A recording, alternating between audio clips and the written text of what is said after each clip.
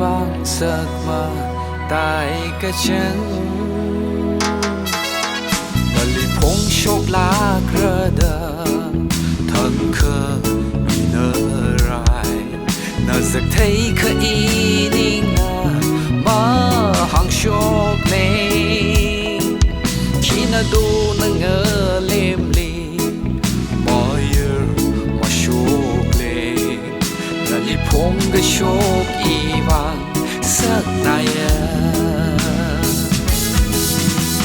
phong chốc khao cơ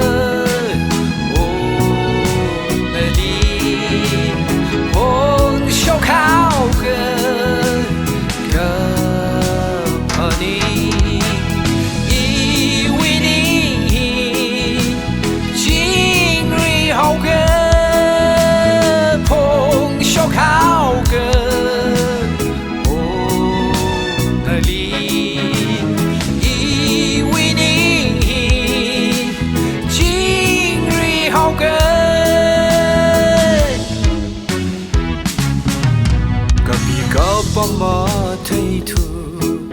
na chê na rêu na một thủy lấy xa thì ya khờ giấc xì la đi bỏ băng ở giấc lu na uy vàng ấy na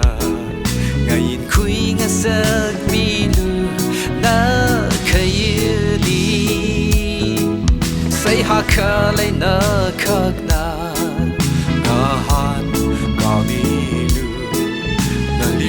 cái chốn y vang sắc này hôn chốc khao cơ ô nơi đi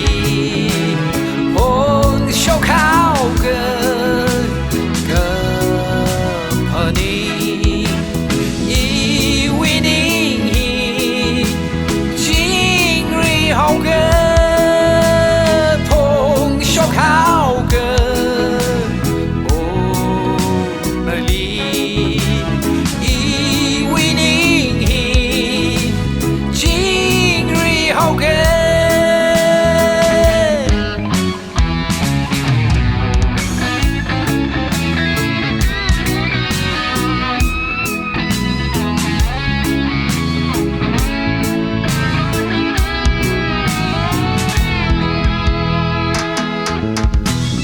mà có thấy thăng vàng đi ninh ở miu